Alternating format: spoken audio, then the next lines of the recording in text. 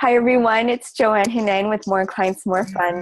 I'm here today with Brian Lawrence, who is the director of Like Charles Consulting, and he helps leaders reduce turnover and increase productivity by improving communication and engagement. And he really is a master of is he is an MBTI or Myers-Briggs type indicator facilitator and a master practitioner at really facilitating the ability for people to discover and organizations to discover the depth and the breadth of their people and their talents through this process. So Brian, welcome. How are you? Thank you, JoAnne. Thanks for having me. It's a virtual tea. It's a virtual Earl Grey. Always good to drink Earl Grey tea because it's just a good tea. You can't go wrong with Earl Grey. Well, Captain Picard on Star Trek drinks it, so it must be good. That's right. And it was just Star Trek Day last week, so we're also... It's Star Wars Day. Star Wars. Sorry, I totally botched that up. Star Wars Day. Obviously, I'm not a fan. Oh, we'll make you a fan. Sure. So, love to have you. Always love chatting with you. Tell us in your own words who you help and what is that number one big result you help them achieve? Well, generally, I help leaders in large to medium organizations.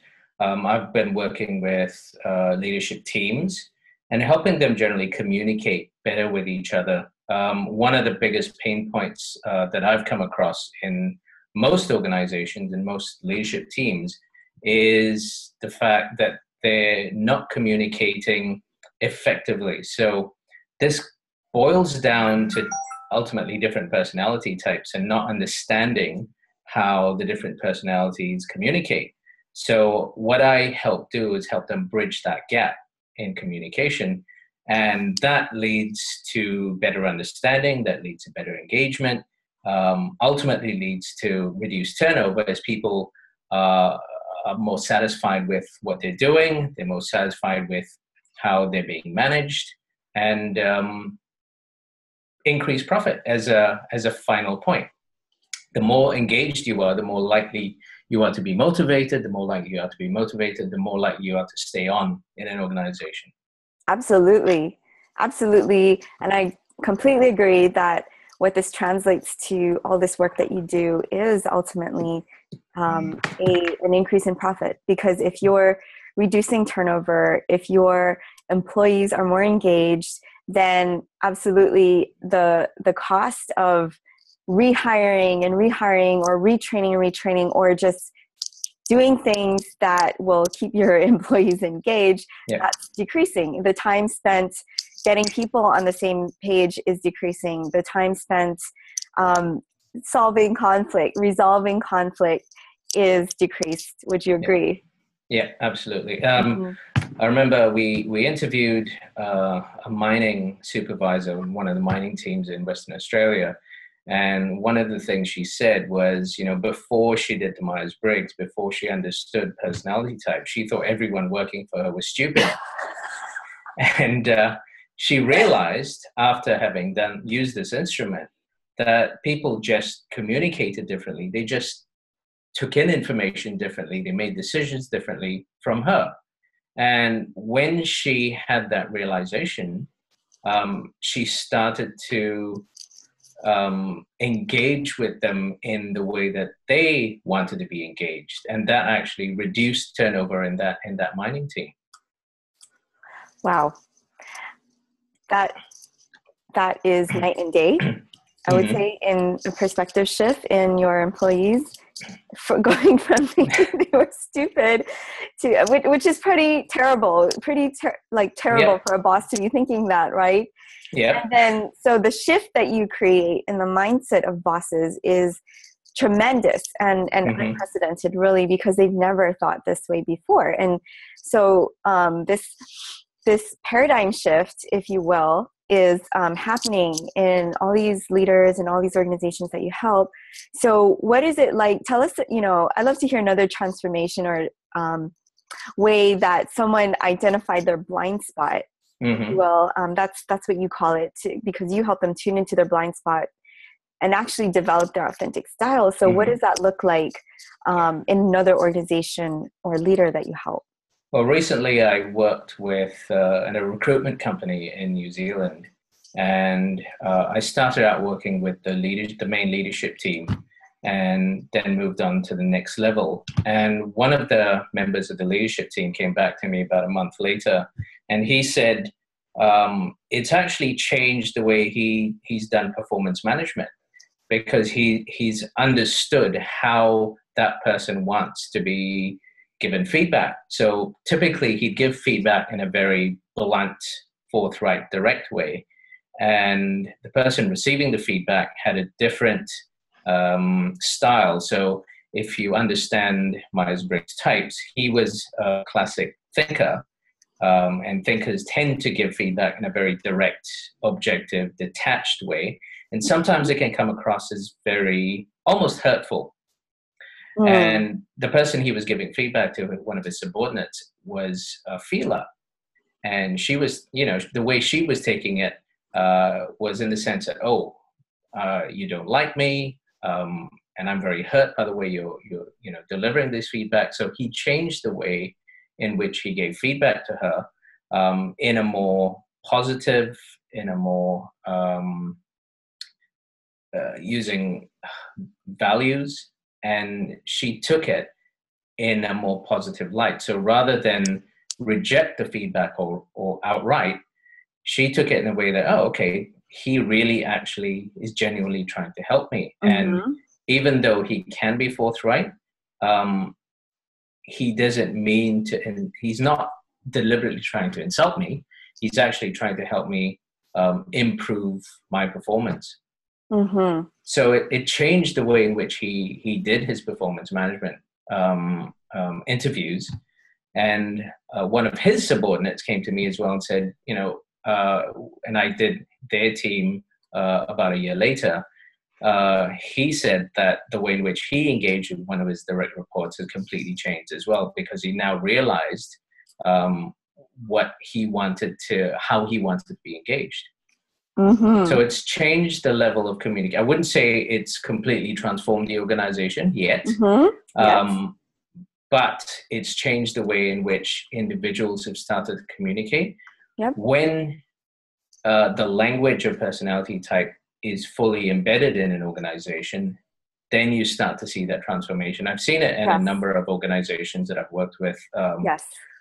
In New Zealand, a big retail company where they're rolling it out to all of their staff, and you see the language become part of their everyday conversation. That's when you see the transformation. And from what I've been hearing from some of my clients who work there, they've come back to me and say, it's completely transformed the way in which everyone communicates, the way managers communicate to staff, the way staff communicate to customers.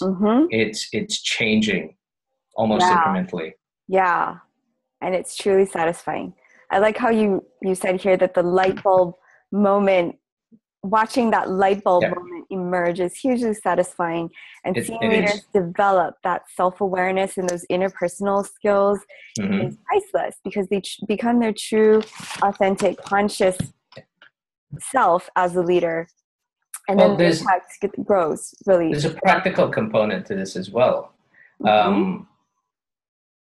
And one of the other instruments I use is the emotional intelligence tool, the EQI 2.0.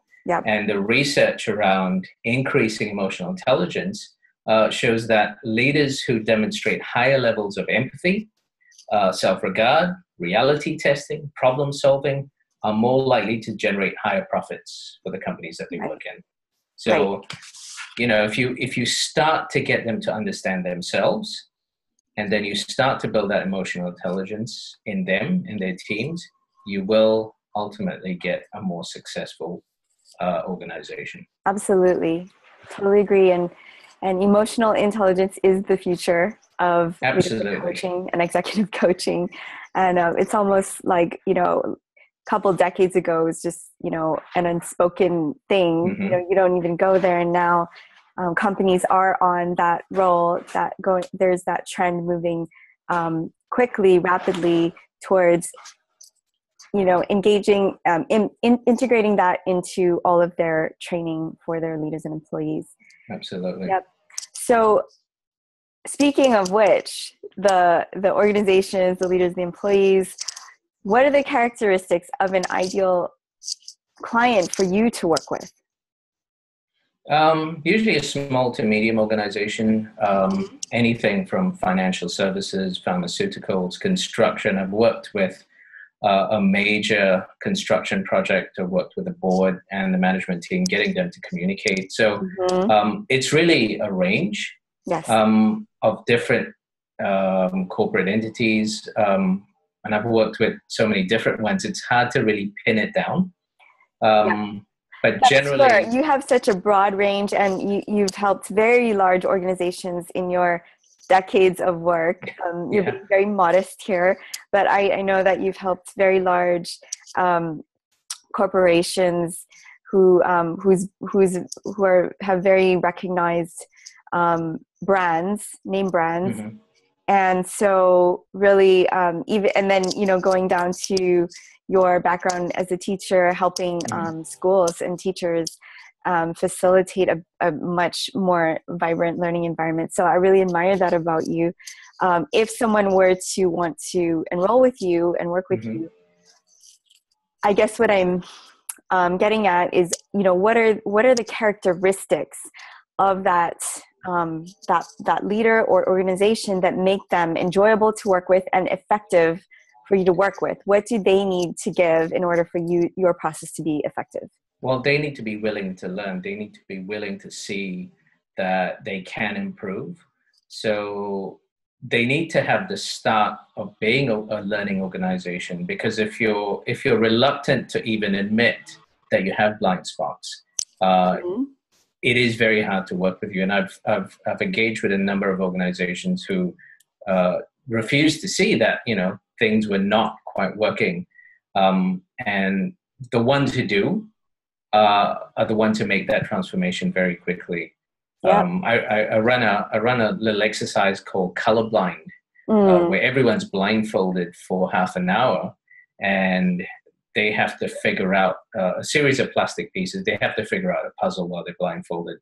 And you see that the teams, the leadership teams in particular, who are willing to engage with each other, who are willing to admit vulnerability, are the ones who actually get through this exercise. Wow. You have to be willing to admit that there is something that you can do to improve. That's a profound insight. That the degree of our vulnerability actually determines a lot of our success. Yeah. Because, go ahead. Yeah.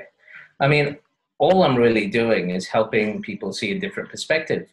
And it was interesting because I was taking a walk around the neighborhood the other day, and we have some really brilliant sunsets. And as you come around the corner, I live near a volcanic cone called Mount Wellington. And as you come around the corner, you see Mount Wellington highlighted by the light of the setting sun. It's just completely spectacular. I think I've sent you a picture of it. And you can keep walking in that direction, admiring the view of the mountain. But unless you turn around and look behind you, you see the sun actually sending its rays. And then when you turn around, you get a completely different perspective looking at the sky, and it's a beautiful pinkish orange hue. And that's what's highlighting the mountain. So all I'm really doing is helping people see a different perspective on things. Yeah, that is very cool. Very, very cool. And what you do is invaluable. It's priceless to the organization. And want to thank you for sharing some insights today, taking the time to get a peek into what you do and some of those transformations. What is a quote or a tip you would leave with us for someone along this journey of discovery? Believe in yourself and believe that you can change. And I agree. Yes, because believing in yourself is very different than someone else believing in you as well. Absolutely. If you don't have Well, it, if you, yeah. as was when, just going along with exactly what you said, is one of a dear friend of mine told me, I could look at you and tell you all day long that you're confident, but if you don't think that for yourself, it doesn't really matter or translate or have, you know, an effect in your life. Absolutely. Yeah. Well, thank you so much. Is there anything else you wanted to add before we sign off and you can go off to make your bigger impact in the world? I will release you. No, I don't think so. But no, thanks for having me on, JoAnne. It's been really good. Awesome. Thank you. Awesome. Thank you, Brian, and enjoy that Earl Grey tea. I'll catch you very soon. See you later. Okay, take care. Bye for now. Bye.